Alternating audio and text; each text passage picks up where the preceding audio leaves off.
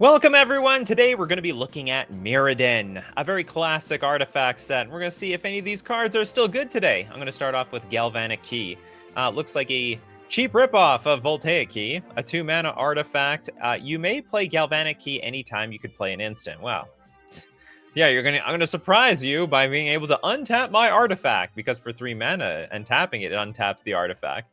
This is just strictly worse Voltaic Key.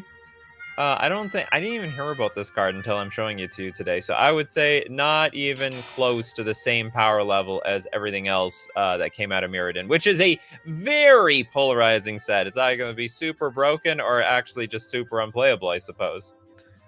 See, some people, I was 3 years old when Mirrodin was released. Wow, you're so young. Were you chewing on the cards at the time?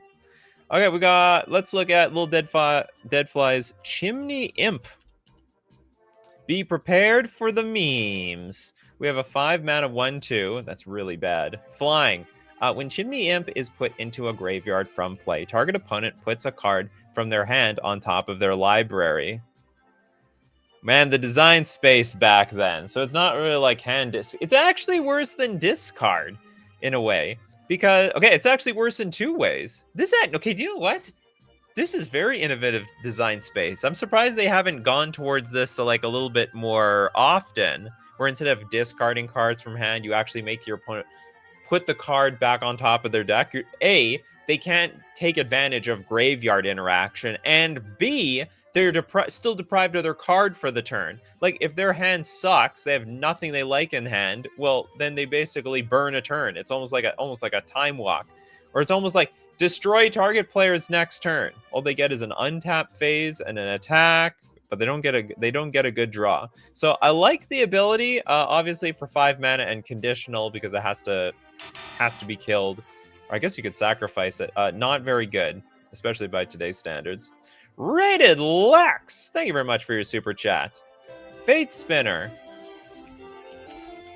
my pet card from this set. Also mine as well. I love Fate Spinner. 3-mana 1/2. I like blue tricky cards, and this is one of the trickiest. At the beginning of each opponent's upkeep, that player chooses either draw step, main phase, or combat phase, and you got to skip one of them. All right, you have to choose which one you don't want. You want to untap your lands? Do you need to attack? Personally, I'd probably give up the combat step. Combat step? Who needs those? Except for the turn that you're going to attack for the win.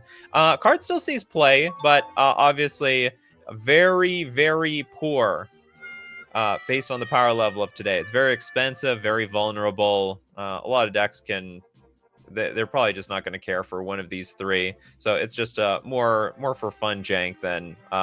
it's like a really soft prison card. We'll just put it that way. Better in multiplayer than on one-on-one.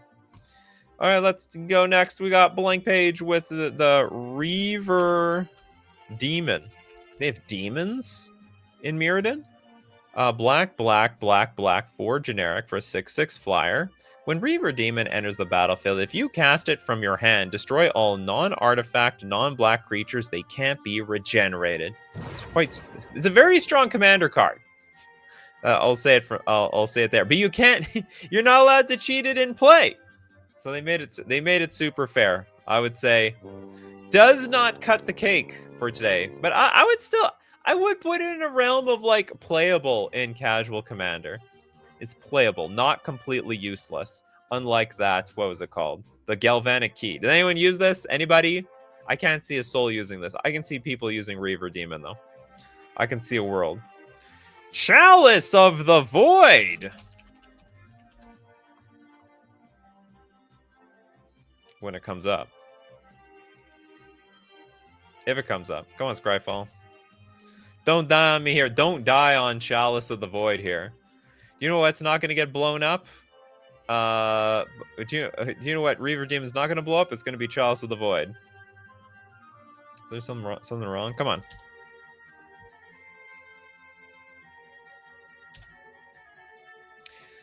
It's a Scryfall problem, not a me problem. There it's Chalice of the Void. An XX spell. Enter the battlefield with X charge counters on it. When a player casts a spell with converted mana cost equal to the number of charge counters on Chalice of the Void, you counter that spell. It's been countering 1-drops and 0-drops for years. Mostly now on the 0 side. So you just play it on 0 and kills, basically prevents people from playing Baubles, Moxen, also 0 mana cards that would be on Suspend, Crashing Footfalls, Living End, what else? Something restored. Anyway, all the 0 mana suspend cards, or sorry, no mana suspend cards. Chalice of the Void also can be just a prison card in general in big mana decks. So, it's got the double X card. So you can cast it for Chalice on 2, Chalice on 3, Chalice on 4, and completely lock out your opponent. I've seen screenshots of people playing Chalice on 4 to go get the Jace the Mind Sculptor control decks, and it worked! All right, what else you can use your Chalice for? So, actually still sees tons of play. It's a supremely powerful card. Aged very well. Turn 1 Chalice and CEDH is enough to make players scoop. Good! That means they were playing... See, the Chalice of the Void is the card that makes unfair decks fair. Brings them back to reality. You want to play a deck full of 1-drops and mana efficiency? Well, guess what? You're going to learn the mana curve with Chalice of the Void. I'll learn the mana curve or get destroyed by your own mana curve. Pacers fan forever with the super chat. Auriok Steel Shaper. Or I think it's Auriok Steel Shaper. Yep. This is a 2 mana 1/1. Equip cost you play cost 1 less. Well, it's for the equipment decks out there. As long as Auriok Steel Shaper is equipped, soldiers and knights you control get +1/+1. I want to say this card like barely sees play, but I can see it working for some people. If you're like really dedicated for an equipment deck, this is A, it's like 2 mana. B, all of a sudden your silly swords go from being equip 2 to equip 1, which is much more reasonable. So turn 4, play sword, equip immediately, attack. And on top of that, it's like sort of a weird lord for soldiers and knights. Anyway, not powerful by today's standards, but I could totally see someone actually playing it. It's not complete jank nonsense. Proto Braid with Gilded Lotus. Oh, is that where this came from? I didn't notice. The origin of the lotus. Maybe not the lotus of all lotuses, but the Gilded Lotus.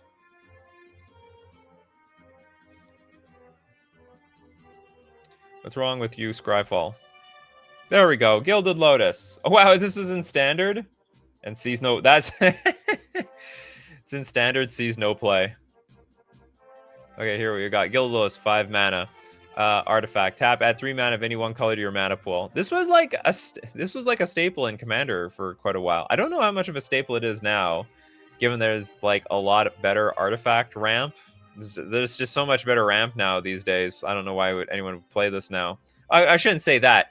There's a lot of reasons people could still play Gilded Lotus, but anyway, legal in standard, sees no play in standard.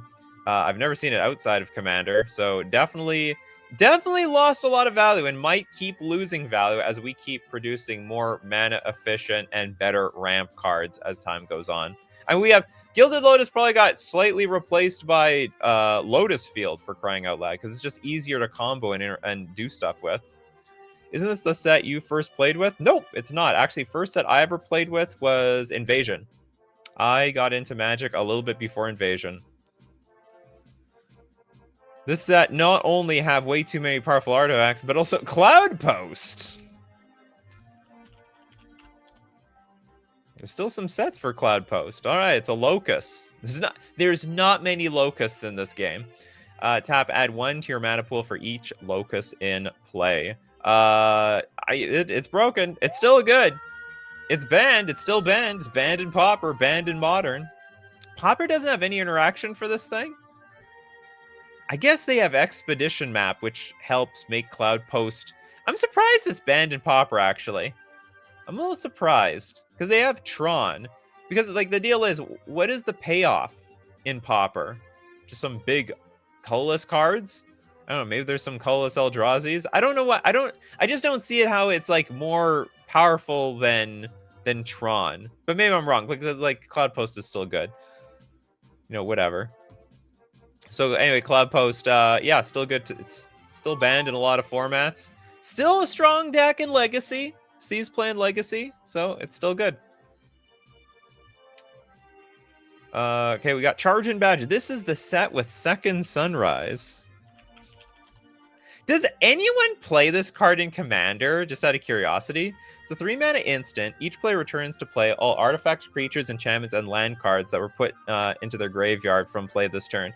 And it was only... Now, it's been banned in one format, that's Modern. And the only reason it's banned there is because the decks that played it took forever to win.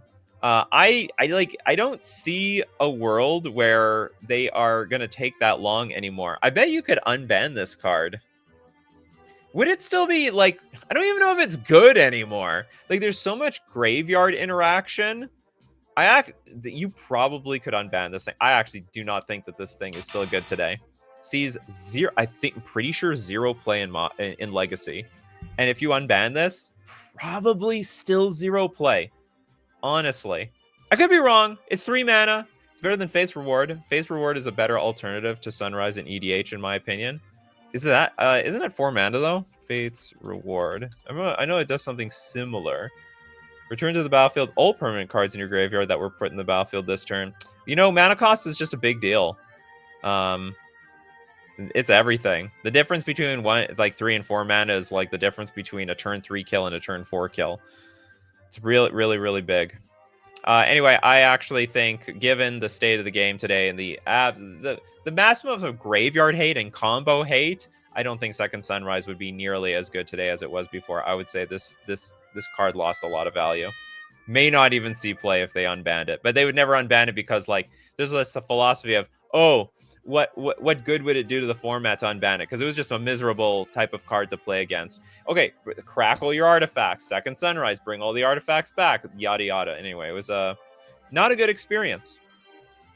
Faith's Reward plus Armageddon. What a combo. That's a combo. Alan with Aether Spellbomb. I have to get to a super chat after this. I love this card. Blue artifact. Sorry, it's an artifact. For 1 mana, but you pay a blue, sack it to return target creature to its owner's hand. That's beautiful. I like that effect. Also, if you have no creature to bounce, you can just draw a card. Now, you could bounce your opponent's creature, you can bounce your own in response to removal. Now, not only that, there's a lot of good cards to bounce these days. Like, a lot of cards require delving from the graveyard, whether it be Murktide or the that Oculus card. So you bounce it. I think it's great, and you can find it off of Urza's Saga. Not to be underestimated. Does see play. Very little play. It's not a big card. It's not like you want to play with these in multiples, but as like a one-of to tutor with, it's sort of cute. It's nice. Meme Bruli. Mind's Eye.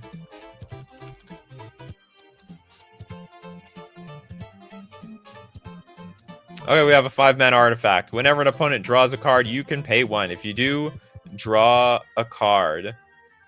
Oh, that's insane! This is great. People are always drawing cards. So basically, if you spend 1 mana to draw a card, it's usually a pretty good rate. And so, yeah, whenever an opponent draws a card, pay 1 if you do. It's 5 mana. I don't think it's that bad, though. Is this like a really good card? I could be wrong.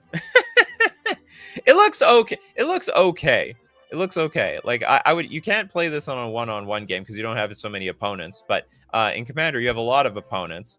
And you can be drawing cards at will. Not to mention, people can also be drawing cards on their turn. You can pay additional mana to go get those cards. Turiat, the Rule of Law. Oh, this thing is insane. 3-mana enchantment. Each player can cast more than 1 spell each turn. Very strong card. Anti-combo.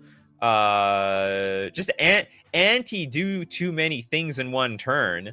Anti-mana efficiency. So with the Rule of Law in play, the Clunk reigns supreme.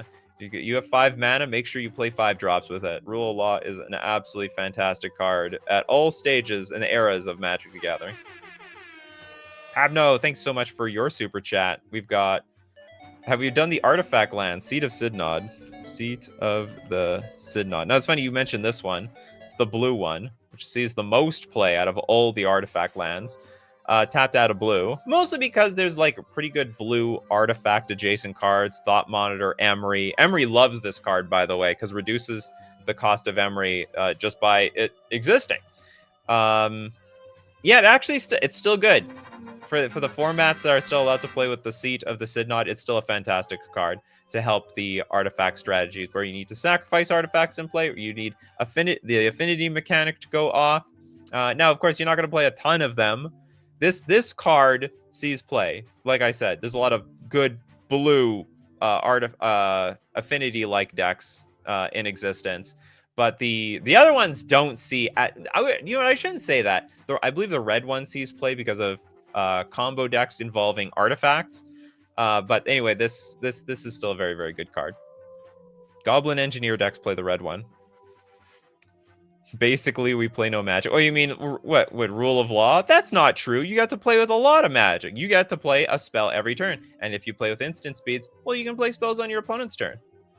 You just can't play more than one spell on one turn. So don't. You got to be. If you're saying you're not playing magic, that means you're not playing fair magic over there, Flowers. Can we all agree that this set was just full of bangers? Well, you're gonna call Ether Spellbomb a banger? There are a lot of great cards here, though. Pavno says, Mirrodin was one of my first sets back in the day. I remember my Affinity player friend destroying me over and over again. That's funny. From what I hear, like, Mirrodin was like one of those sets that almost killed the game. If you're like a longtime Magic player, you're like, what is Wizards? This is Urza Saga 2.0. Urza Saga 2.0. Platinum Angel. I am today's years old to find out Platinum Angel came from Mirrodin, but it makes too much sense, in fact. Anyway, yeah, Seat of the Sidnod still sees play today. Still good. All right, we've got Platinum Angel, which is one of the greatest Timmy cards in the history of Magic the Gathering. 7 mana, 4/4 flyer. You can't lose the game and your opponents can't win the game. I mean, this is level 0 written all over this card. You read it, it's like, I can't lose. This is great. This is fantastic. And my opponents can't win. I can't. What can go wrong? Well, I mean, if they kill the thing, then that's what could go wrong. Can't be too overconfident with this card. Oh yeah, the artwork was very good in this set. That's true. Still has a soft spot in my heart. I can't remember what. So what's a lock with this card? You need something in play that says all your creatures are indestructible, or all your creatures have hexproof. You need indestructibility, hexproof. I don't know what else you need, and Platinum Angel, and then that's it. You've got it. You've won. Platinum Angel with the famous "No, the judge can't DQ me." I should make a video about that. That's funny. Legend has it. The story, the Platinum Angel legend story. Sheelan, Clockwork. Anyway, is this still good today? No, actually. I think actually this card is quite bad. But it's a popular card. It's a very popular bad card. It's making game stores money. All right? It's making game stores money in a big way. Hold on. What are we doing for our next card? Toilet Duck, Oriok, Transfixer. White 1/1. Human Scout. Pay white. Tap target artifact. Very bad. This is a very bad card. I mean, it'll be fine if you need to tap down, I don't know, Platinum Angel. Platinum Angel, I guess. Or artifact creatures. But if you're talking about activated abilities of artifact cards, not gonna be nearly as good. I mean, okay, there's probably some niche uses for this. Tapping Grim Monolith is probably gonna suck for them. Tapping their Mana Vault because they have to pay mana to untap the damn thing. So that's probably frustrating, but for the grand scheme of things, if you tap an artifact, let's say Gilded Lotus, they could still tap it for mana and cast cards anyway. We got Steve Cooper with the Grid Monitor. 4 mana, 4/6. You can't play creature spells. Oh my god. It's terrible. It's terrible. It's not even good by today's standards at all, even by stats. What, 4 mana for only a 4/6? These days, 4 mana will get you at least a 5/5, which is at least as good as this card, if not better. Plus, you can still play creature spells after that. Big donate target. Oh, the big brain on Steve Cooper. Yeah, I forget about stuff like that. Yeah, you're not playing this card. You're not playing this card to keep it. You're playing this card to give it. Oh, yeah, we have to give it away. John, the Arc Slogger. Have a soda on me. Thank you very much. I could get a 2-liter with that $2. 5 mana for a 4/5 beast. Pay a red. Remove the top 10 cards of your library from the game. Arc Slogger deals 2 damage to target creature or player. Is that it? That's terrible. I basically milled myself for 10. I didn't even put the cards in the graveyard. This thing costs 5 mana. And we dealt 2 damage. This isn't even good in limited. What were they thinking with this card? It can't even outclass a grid monitor. Remove the top 10 cards of your library from the game. In limited, you can activate this 3 times at most. Well, I mean, I guess you can make like more than 40 card limited deck, but yeah, this is super awful.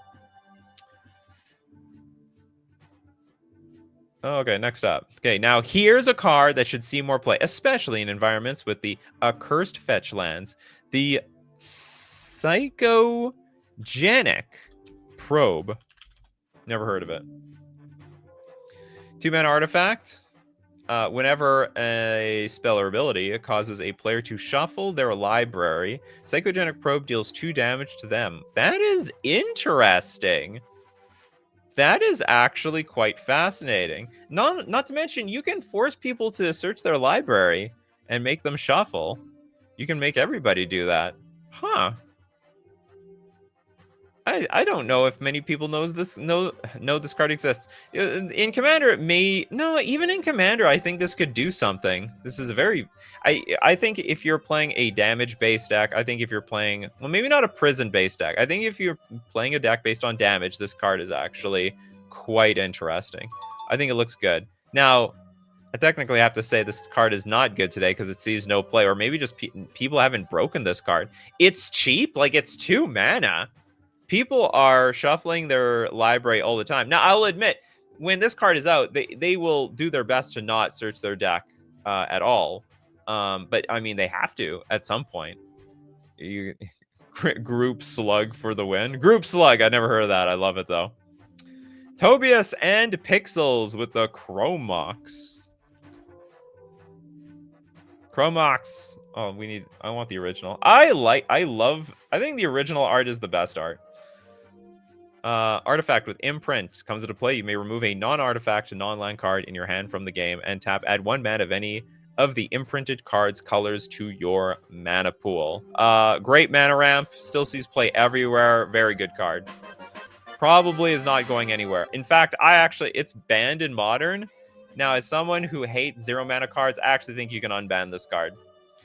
It sees play in some combo decks, but it actually mostly sees play in fair mid-range decks where you play some cards or creatures that have an ETB to compensate for the card that you lost from Chromox. I think it's still a great card. Could still see sees a lot of play, not going anywhere. It's an all-star. It's the closest we got to. It's the Mox in fair form. They fixed the Moxen, or fixed, I should say. If what's it called? Mox Opal is allowed to be legal in Modern. I don't know why Chromox can't. Okay, Tobias wants Mesmeric Orb.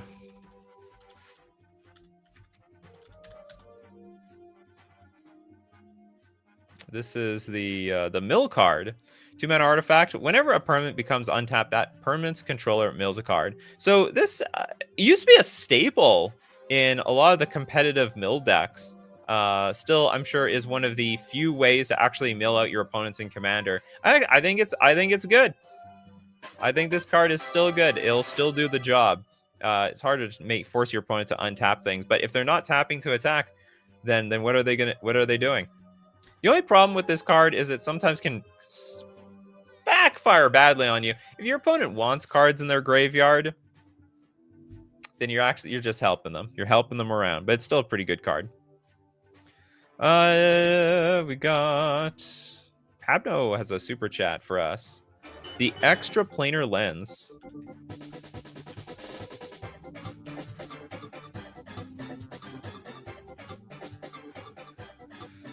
Three mana imprint. You may remove target land you control from the game. That sounds terrible. Whenever a land with the same name as the imprinted card is tapped for mana, its controller adds 1 mana to their mana pool for any type that land produced. What is the point of this thing? So whenever a land with the same name as the imprinted card is tapped for mana, so basic island, its controller adds 1 mana to their mana pool for any type that land produced. So so my islands add double, is what it is. 3 mana to add double. I could say that doesn't sound great at all. I don't like the sound of that. It's great with snowlands. Whenever a land with the same name, but it says the same name as the imprinted card, so it has to be like snow-covered plains, snow-covered mountains, snow-covered forest. Yeah, or snow. I don't get it. Your islands would produce double, but not your snow-covered lands. Your islands would do. Yeah, okay, I get it. Whenever a land. Oh, the idea is you give yourself the bonus, but not anyone else. It says whenever a land with the same name. Oh, so I see. So the point being, as if people played with basics, period. Anyway, so the idea is we play with the snowlands. Other people are probably not playing with the snowlands. Yeah, the lens works on everyone. Well, we can just level them up by playing snowlands ourselves. I play with. Is this the reason I have snowlands in my deck? I was told to play snowlands because there was like a card in Commander that would make it relevant. And so anyway, I play with a bunch of snow basics in my Commander deck for reasons I don't know. And I guess it's this reason for the person that decides to go extra planar lens. But they could level me. They could level me by playing with regular basics, I suppose. I think this card sucks. This is like a bad high tide because you're basically taking a turn off to play this card. I think it's jank. I think it's a little bit of jank. Oh, on top of that, like I'm playing with snow-covered island. They could play with snow-covered forest, I guess. When you're a poor high school student, what, for this card? This is really good in command. It's that good. Rule of Rayo's essence. Well, one of those is banned. Anyway, we looked at rule of law. Rule of law is we looked at rule of law. We looked at rule of law anyway. Okay, I have to give a judgment. I think this card's not good. But if it's good in Commander, then that's great. So good for you, Commander players. Congratulations. Extra planar lens is good for you. I look at this card as it's like you play it, you're gonna like stone rain yourself. Someone's gonna destroy this, and then you're gonna look silly. That's how I'm looking at this card. Oh, okay, we're going to look at more cards from Mirrodin. But we got to thank our sponsor today, FusionGamingOnline.com, my favorite place to buy my Magic the Gathering cards. Not to mention, Final Fantasy cards, they're super hot. Oh, you have to get on that wait list for those VV cards. Those VV cards, they're going like hotcakes. It's like the most broken card in Standard, Pioneer, and Modern, probably Legacy. We don't know the extent of how broken VV is. You can't underestimate Final Fantasy. So they got some of the most powerful characters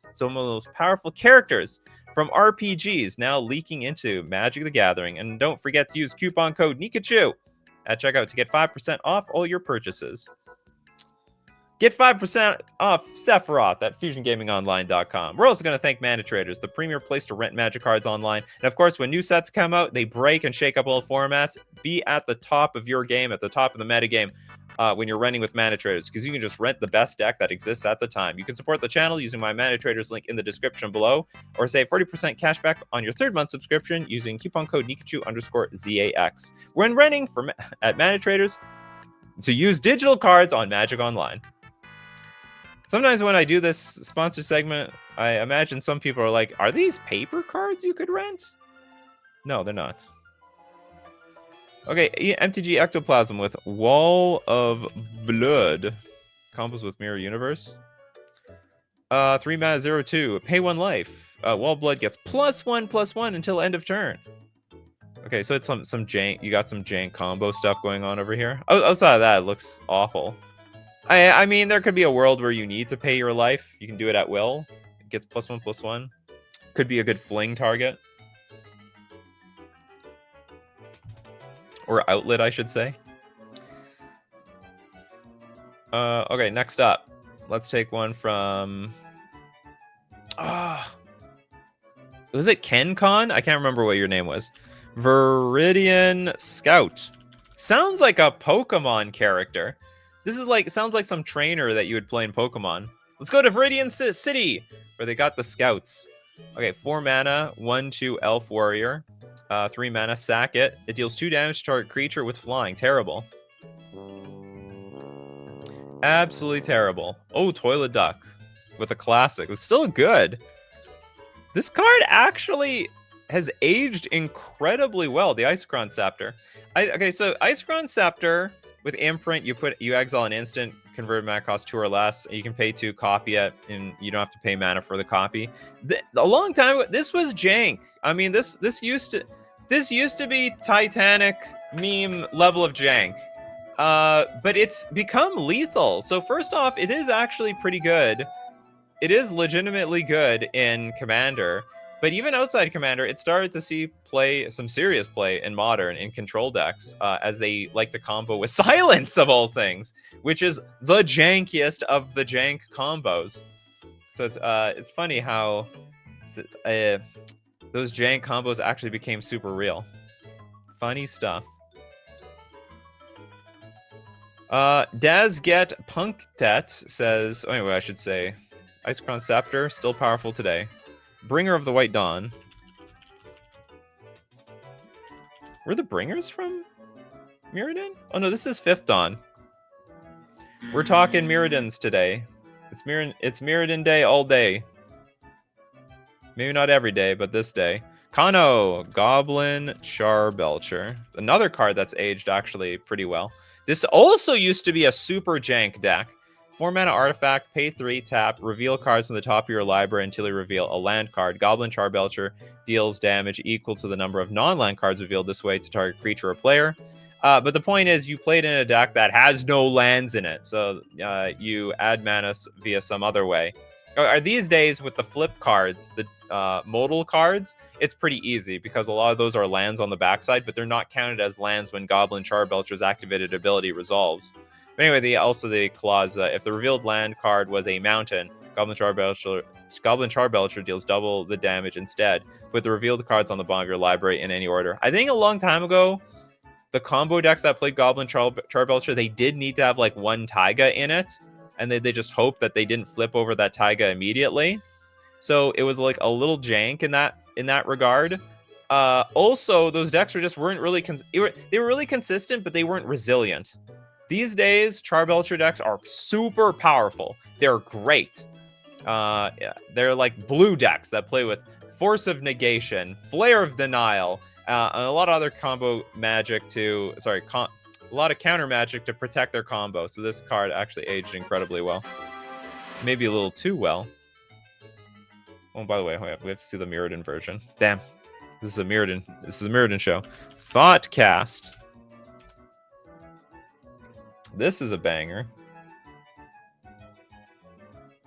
Blue for generic sorcery, affinity for artifacts. Pay blue, draw 2 cards. It is very close to the Pot of Greed of Magic the Gathering. And also, I don't know what else to say. It just sees play.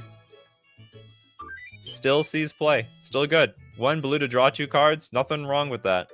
And in the decks that this is played in, it is always 1 blue, draw 2 cards. Always. 100,000,000%. What do we got else? Who has no card yet? A lot of people have had cards. Don't know if Turiat's got a card. Solemn Simulacrum. You're also from... Wow, this card's been reprinted to death. You Commander players just... Imagine this card was never reprinted once. What's the price of this card? If this card was never reprinted, only came from one set, what would the price of Solemn Simulacrum be? Would it be like over $100? I don't even think it's that great. I mean, it was good value back then, but like today, it's just like normal value. 4 mana 2/2 comes into play. You can search your library for a basic land card, put into play tap, so it's a ramp. Shuffle your library, and then when it dies, you get to draw a card. I'm just curious, like, so it's been reprinted to hell for the Commander players, and like it's still fine. Like, I'm not gonna say it's bad or anything like that. I think it's $28. I think it'd be like super expensive. Sad Robot is okay. The Krark Clan Shaman common is like $1.50 for some reason. Well, I mean, there's a lot of the card is, the more niche the card gets, the cheaper it gets. This card is really expensive. It's in standard and sees 0 play. Yeah, I mean, it's not going to be good in standard. It's just too expensive for what it does. And there's just too many fast decks in standard right now. The stupid monstrous rage decks are just taking over the game. The standard is like a turn 3, turn 4 format. No matter how much people say, oh, it's balanced. No, it's not. Anywho's, okay, I'll say this is like just good enough for today. Not in competitive Magic, but certainly for Commander. Bell with Quicksilver Elemental. Spiked a lot in price because of Vivi. Oh. It's got a purpose now, huh? 5 mana for a 3/4 elemental. Pay a blue. It gains all activated abilities of target creature until end of turn. What the hell was the price of it before? It's like $37 now. You may spend blue mana as though it were mana of any color to pay the activation cost of Quicksilver Elemental's abilities. So honestly, I can't tell if this card's good now. It is. I would actually argue to say it is not that good. It is, but if it's a combo card with Vivi, you know, good luck. I don't even know if it may not even be the best combo card with Vivi. There might be even better combos than this thing. John with the Proteus Staff in Commander of Danger.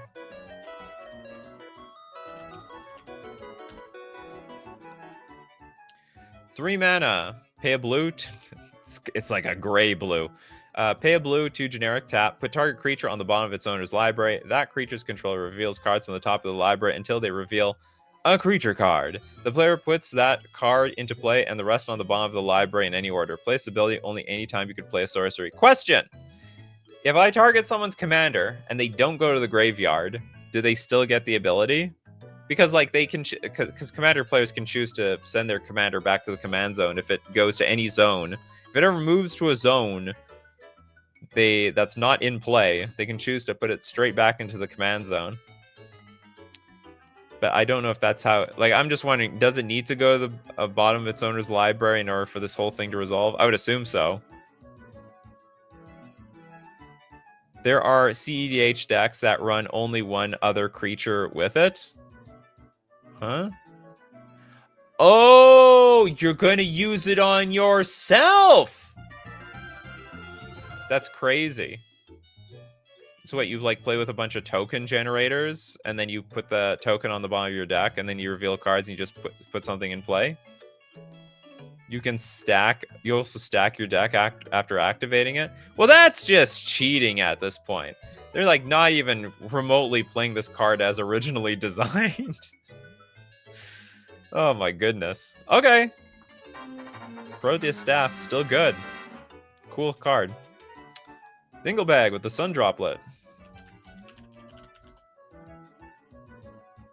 We have a 2-mana artifact. When you're dealt damage, put that many charge counters on Sun Droplet. At the beginning of each upkeep, you may remove a charge counter from Sun Droplet. If you do, you gain 1 life. This card was like slightly good, I think, in sideboards at one time, but like overall, it's just didn't age well. Did not age well at all. Confusion in the ranks. Well, we have to knock that confusion out of them. So 5 mana enchantment. Whenever an artifact, creature, or enchantment comes into play, its controller chooses target permanent another player controls that shares a type with it. Exchange control of those permanents. I don't know if this card is good, but it's powerful. Whenever an artifact, creature, or enchantment comes into play, its controller chooses target permanent.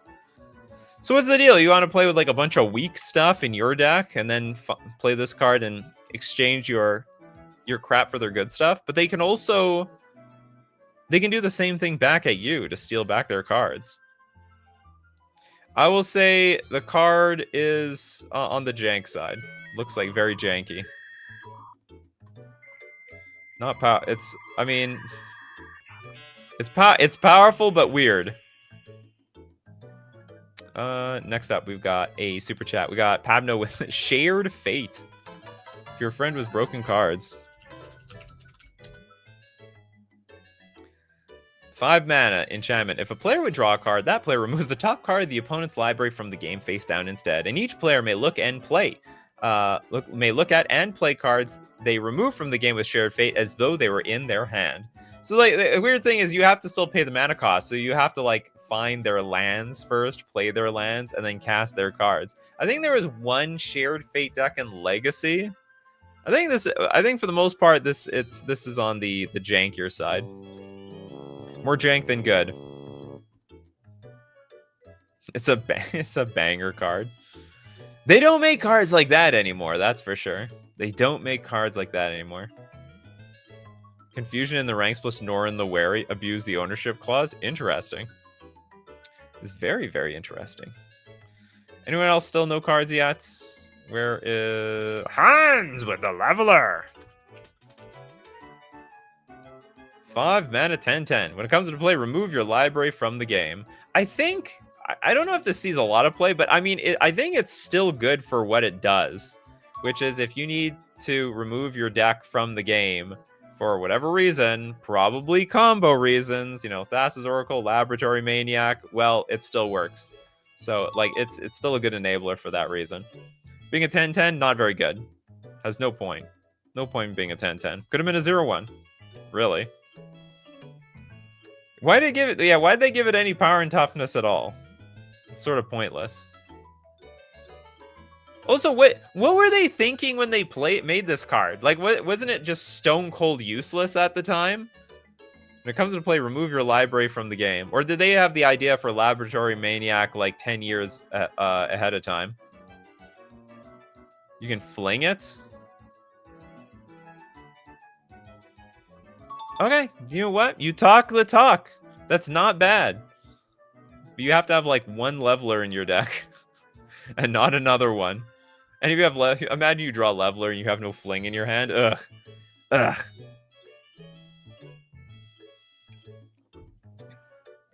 Imagine they thought that someone would find a way to beat down their opponent with leveler. Well, I mean, there's some niche ways of doing it. You have to play leveler. 5 mana 10/10 isn't that good, but you play leveler and then you slowly play some cards from that put cards from your graveyard back on top of your deck. Who else has no card yet? Sven says, if we don't count mythics as planeswalkers, Ravager still can do some tricks. Ravager. I assume Arcbound Ravager? Was this from Mirrodin? No, this was from Darksteel.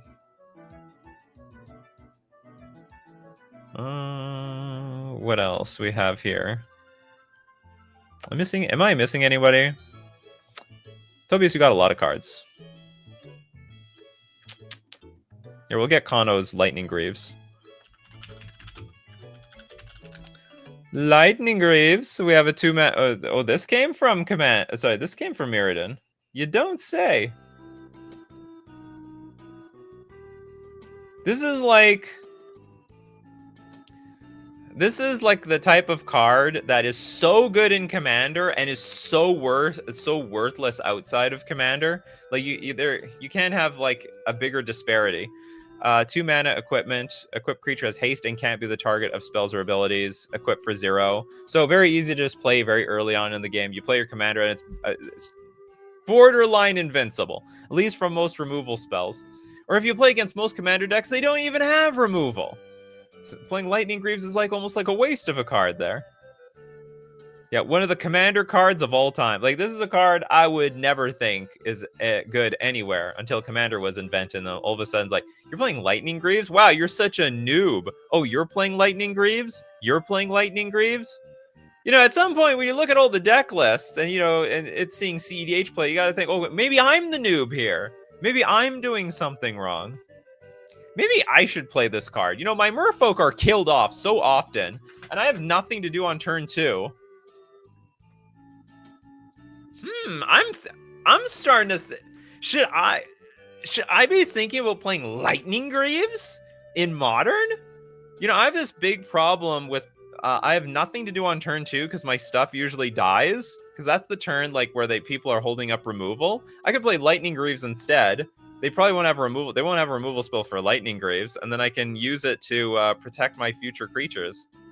Well, sort of. They can equip. I guess. I'm thinking about it all of a sudden. I should try. Yeah, we done Thoughtcast. Okay, we got Charging Badger wants another card. The Mirror Retriever. Ooh, that was a big combo card at a time. That was a very powerful combo card at the time.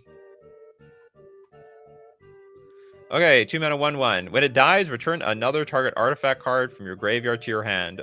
This actually is a banger card. It's very versatile. There's a lot of artifacts out there, Arcbound Ravager, Karkland Ironworks, where you sacrifice an artifact. So when you do, this is a really good sacrifice outlet, and you'll be able to get another card from your graveyard, put into your hand. And it's just very good value. Very, very good value. Yeah, it's very, very good. Okay, Matt Snow with Sylvan Scrying. Is that a land? This came from Mirrodin? This is unbelievable. 2 mana sorcery. Search your library for a land card, reveal it, and put it in your hand. Then shuffle your library. Like, this is the glue to every lands matter decks. Or, I mean, just land tutoring, period. Just 2 mana, go get your Tabernacle, go get your Maze of Ith, go get your last Tron land, the Cloud Post, you name it. Without cards like Sylvan Scrying, like, a lot of land-based combo or control decks just would have no existence. I mean, it's basically copies of Expedition Map 5 to 8. And you just have, for the low cost of splashing a little bit of green in your deck. Yeah, how else are you going to find your Cloud Post? Exactly. How else can you do it? There are still Pauper combo decks with the Mirror Retriever. I don't doubt it. Don't doubt it at all. Okay, Christopher B, you want the Tower of Champions. I really should go on more and more about, you know, I probably haven't understated how incredibly good Sylvan Scrying is. It's a instant classic. Still sees a lot of play today for that reason. Okay, Tower of Champions, 4 mana artifact, pay 8, tap, target creature gets +6/+6 until end of turn. I hate it. This is awful. That is, you know, Jumbo Cactar would probably laugh at this card. Completely laugh at this damn thing. Kenkon with Seething Song.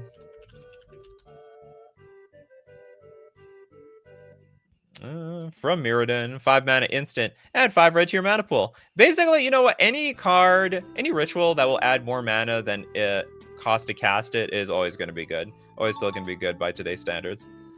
So weird. I don't even know if this is ban worthy in Modern anymore. This is banned in Modern. I mean, probably would make Storm decks a little bit better. Like, obviously, it would make Storm decks better. Would it matter that much? It's like perfectly legal in Legacy, and I mean, it sees play. It's just sort of niche. That's all. Still sort of niche.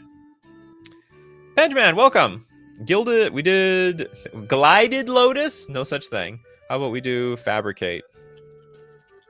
We didn't do Fabricate. 3 mana sorcery. Search your library for an artifact card, reveal it, and put it in your hand. Then shuffle your library. I would say by overall, I would say this is bad overall. Probably for Commander though, this would be good because for like regular 60 card Magic, 3 mana for a tutor is just way too expensive. It's not even a permanent that entered the battlefield to trigger it. Glided? Is that real? Is there a glided lotus? Oh no, you're Kencon, you're not Pegman. Fabricate, however, for Commander is valuable because you don't have consistency. You depend on tutors to get any consistency in the game. So if you depend on an artifact card, I don't know, like Inkmoth, not Inkmoth Nexus. Inkmoth, is it Inkmoth Champion? No. The hell is this idiot's name? The Inkmoth. Oh, sorry, it's not Inkmoth. It's Blightsteel Colossus. Okay, I don't have to find it. Got Blight and Ink mixed up. So you need your Blightsteel Colossus. There's only one Blightsteel Colossus in your deck. Fabricate's there for you. Okay, so still good today. Quill says, before it was errated to give lifelink, Loxodon Warhammer would stack, letting you gain so much life. Loxodon Warhammer. Oh, this is a commander card, that's for sure. So how is it originally worded?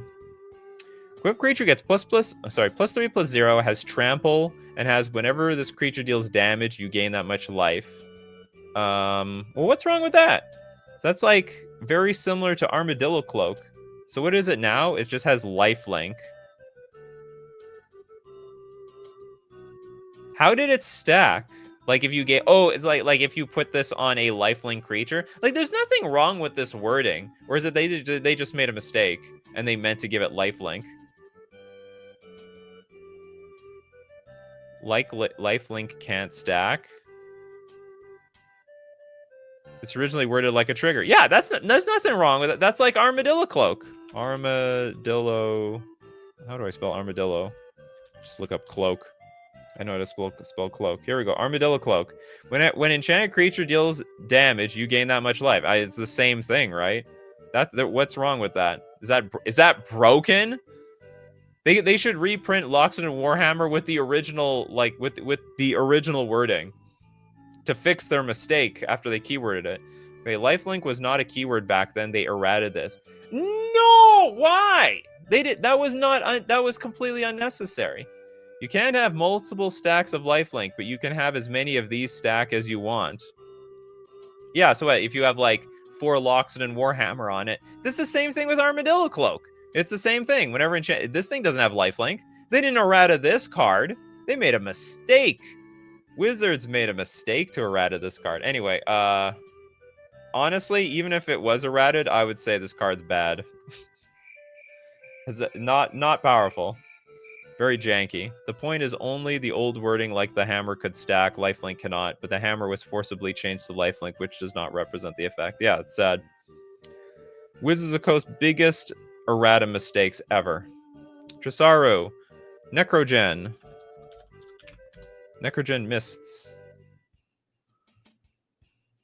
Here we go. 3-mana enchantment. At the beginning of each player's upkeep, that player discards a card from their hand. Beginning of each player's... It's actually not bad. I'm not going to say it's like a super powerful card, but it's a good card. It's a useful effect. It might help your opponent, might hurt them. Some people like to draw cards. It's funny, Jess is like, no card yet, and then suggests no card. Magnum Opus Gold with Megatog. Oh, is this the final form of the Togs? Only in Mirrodin. It's reached its final form of eating so many artifacts. 6 mana, 3/4. Second artifact, Megatog gets +3/+3 and gains trample until end of turn. Terrible. It's stone cold crap, actually. Would not play this card. Just play a regular Atog. Sack the whole board. The final form of Atog is Atog, I suppose. Quill asks, have you ever done a cards made worse by errata stream? No, I don't know if there would be enough cards for it. In my Discord, name some cards. Maybe we'll do a show like that. That sounds like a good show, but I just don't know if there would be enough cards. That would exist. Like mostly cards get better with erratas. Usually they get better. Who else? Who else has no card yet? Or no 2 cards yet. We're at the no 2 cards yet point of the show. I still love Vidalcan Archmage. Vidalcan Archmage. Guy looks weird. 4 mana, looks like an alien. 0/2 wizard, Vidalcan wizard. Whenever you play an artifact spell, draw a card. Play 0 mana card. Trigger on the stack. Okay, trigger on the stack. Kill it. It seems like a lot of work to pull. Seems like a lot of work that you have to pull off. Also, you can't like really ramp into this card, or maybe you can. I guess. Just thinking, you artifact ramp into this card, but then you have no artifacts now to like draw off of. I guess it's okay, but I think it's jank. It's more definitely on the jankier side. I'll give it this. You'll at least pay for this thing. So you play it for 4 mana, play a random 0 drop, and you at least draw a card, even if it dies somehow. Do kids still play with Tooth and Nail? Tooth and Nail. No, they don't, but it's worth looking at. Mirrodin. So let's get the Mirrodin version. 7 mana. Sorcery, choose 1. Search your library for up to 2 creature cards, reveal them, put them in your hand, or put 2 creature cards from your hand into play. And for the entwine cost of 2 mana, you can just look for 2 cards and then put them into play. 2 creatures, to be specific. This used to be a good card. I would say I would be on the side that this is aged poorly. It's still okay if you can pull it off. It's just a lot of mana. It's 9 mana. It's still okay. That's fine. Where's Steve Cooper here? Steve Cooper had another card. Farsight Mask. Is it like binoculars? No, you can't see anything. 5 mana artifact. Whenever a source an opponent controls deals damage to you, if Farsight Mask is untapped, you may draw a card. I honestly don't like effects like this. And I'll tell you why. You need to be hurt in order to get the benefit out of this. It's very possible that when people attack you, they're doing it because they don't care if you draw a card. The damage is just worth it. Not to mention, the trigger that goes on the stack when you get dealt damage isn't going to matter when you're dead.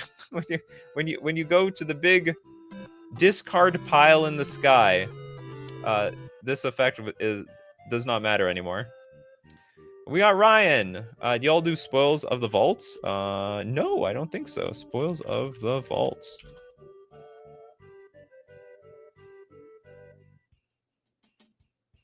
Where's Spoils of the Vault? Oh, this one came from Mirrodin. Yeah, black instant. Name a card. Reveal cards on the top of your library until you reveal the named card. Then put that card into your hand. Remove all other cards revealed this way from the game, and you lose 1 life for each of the removed cards. It has 2 purposes. I mean, it's a banger card. Even today, this is a banger card. It's either a tutor. It's a very risky tutor. Has anyone accidentally committed seppuku by playing Spoils of the Vault, tutoring for a card? Because you can either tutor for a card, or you name a card that's not in your deck and remove your deck from the game and then just win with Thassa's Oracle. But there's got to be, like, I don't know, how often do people lose with Spoils of the Vault?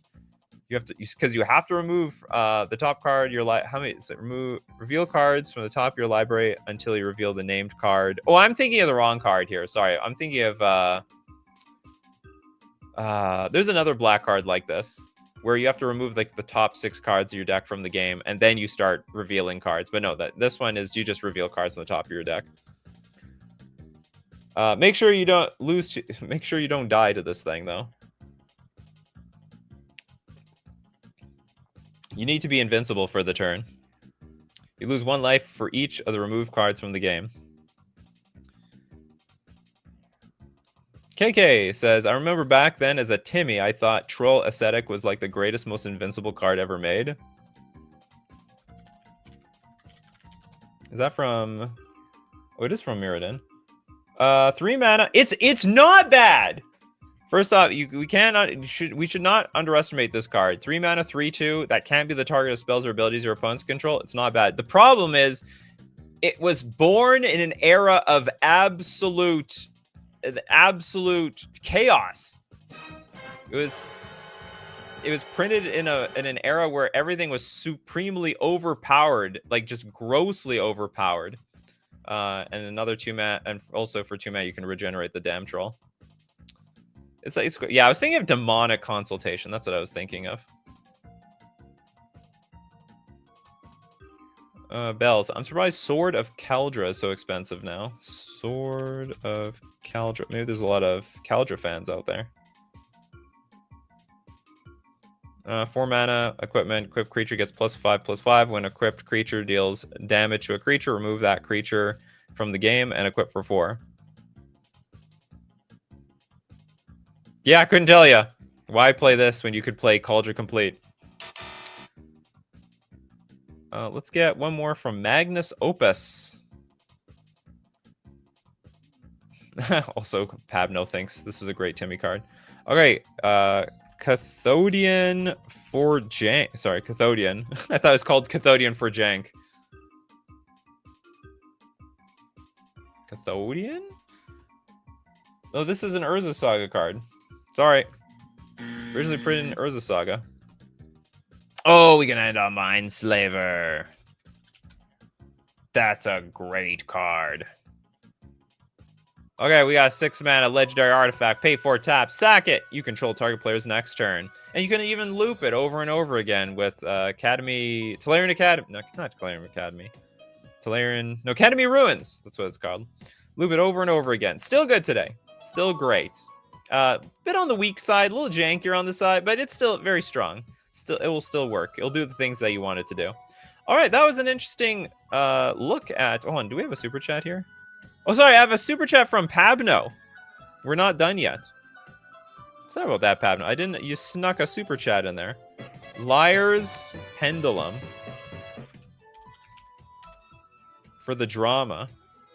Trying to stir some crap up here.